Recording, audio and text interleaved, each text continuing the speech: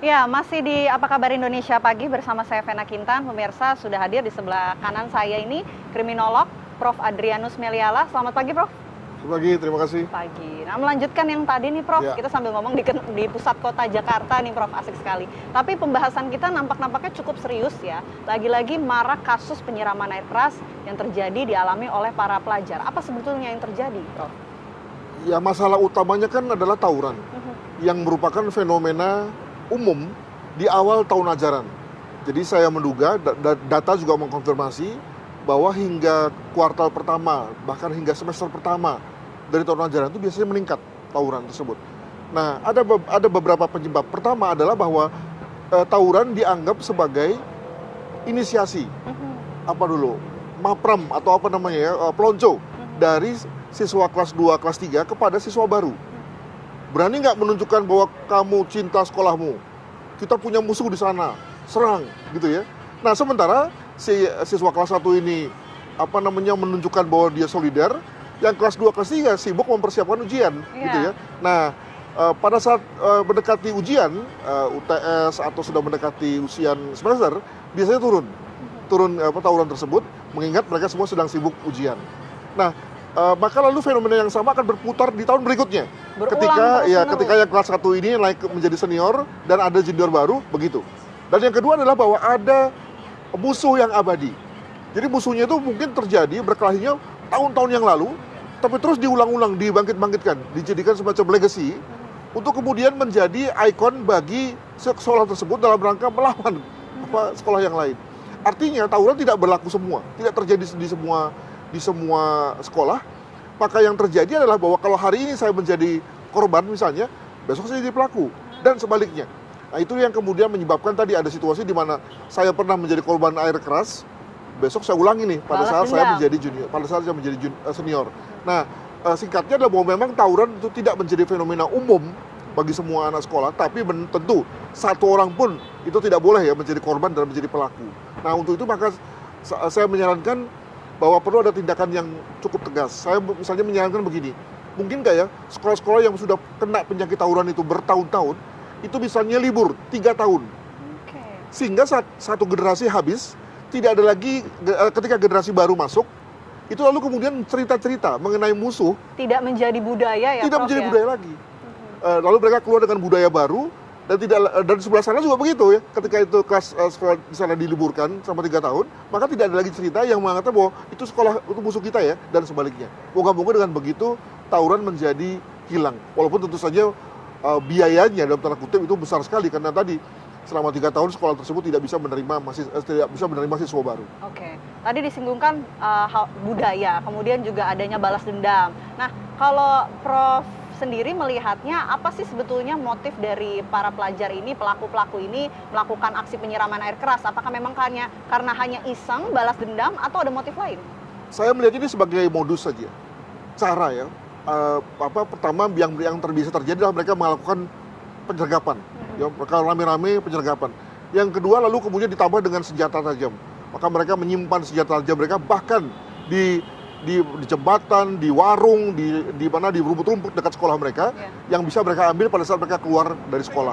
Yang ketiga, nah ini mulai muncul situasi di mana mereka beraliansi dengan begal motor. Mereka menggunakan motor ya untuk kemudian melakukan tawuran yang bersifat di mana saja dengan mempergunakan motor tersebut.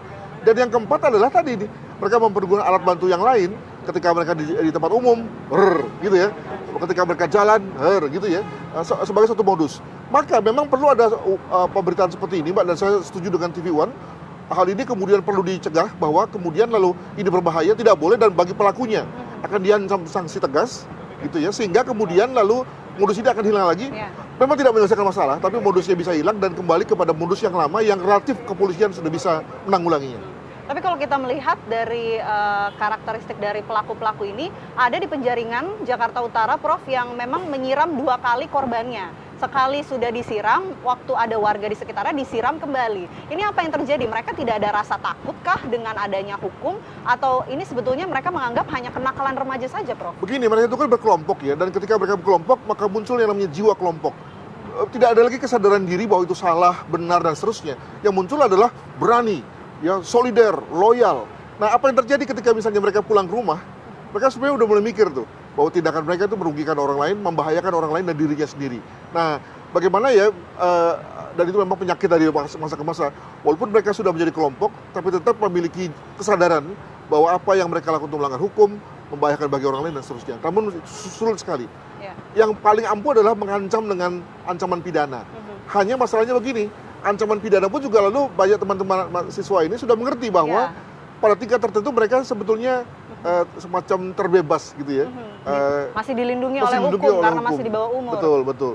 Nah, tetapi jangan lupa bahwa kalau sampai korbannya mengalami satu situasi yang serius, sebetulnya mereka juga terkena pidana. Gitu.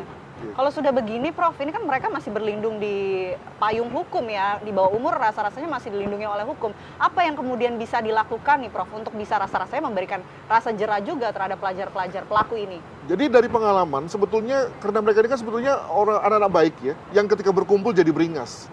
Maka ketika mereka kemudian dikembalikan ke pribadinya, apalagi ketika bertemu dengan ibunya, lalu diinapkan saja di kantor polisi 24 jam, berubah semua, ya. Jadi mereka langsung nangis, pelukan kepada ibu dan seterusnya. Nah, tapi masalahnya kan begini, apa memang harus melalui pengalaman seperti itu untuk mereka menjadi berubah? Ya, maka saran saya adalah pada tingkat kolektif, lembaga harus berbuat, sekolah harus berbuat, pemerintah harus berbuat.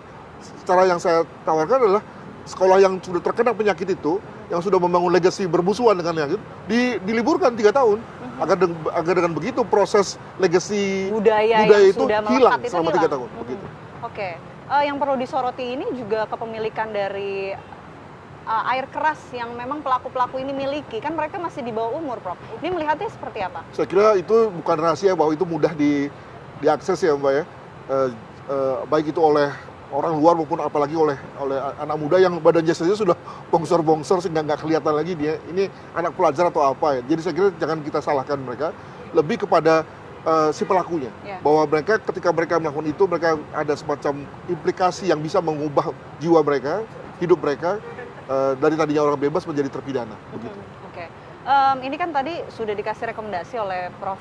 Salah satunya rekomendasi pihak sekolah meliburkan dulu selama kurang lebih 3 tahun ya, biar tidak ada budaya tadi. Betul. Nah, yang bisa dilakukan oleh sisi orang tua nih, Prof, agar anak-anak ini bisa terpantau dan tidak melenceng lah dari memang yang seharusnya atau melanggar hukum, apa yang harus dilakukan oleh orang tua? Ya, walaupun susah ya, kenapa? Karena sekarang ini pendekatannya zonasi ya. Ya. Tapi saya kira orang tua harus memasukkan faktor bahwa ada nggak sekolah itu punya penyakit tadi, punya penyakit budaya tawuran tersebut. Ada nggak sekolah itu punya musuh? Ada nggak sekolah itu mengembangkan alumni-alumninya terutama ya, mengembangkan anggapan bahwa itu musuh mereka dan harus dibalas. Kalau itu terjadi, saya kira pertimbangkan untuk memasukkan anaknya, menyekolahkan anaknya ke situ. Ya memang ngomong ini agak pahit ya. Tapi saya kira pengalaman membuktikan bahwa memang korban dan pelaku itu hanya itu aja, sekolah-sekolah tertentu aja. Jarang sekali kita melihat sekolah yang tidak pernah punya pengalaman tawuran tiba-tiba terlibat, atau tidak pernah menjadi korban tawuran tiba-tiba menjadi korban. Hampir nggak pernah. Ya, maka kalau kita udah tahu penyakitnya ada pada beberapa sekolah, maka bagi para orang tua yang mau menyekolahkan anaknya di situ, ya pikir-pikir dan memasukkan itu sebagai faktor risiko ketika memilih sekolah tersebut. Begitu. Penting rasa-rasanya untuk orang tua juga bisa menyeleksi tempat-tempat anak-anak ini mengemban pendidikan ya, penting sekali, Prof. Baik, terima kasih banyak Prof. Adrianus Meliala atas insight menarik sekali topik kita pagi hari ini. Tapi sementara saya kembalikan dulu kepada Bayu dan juga Maria Segaf di studio.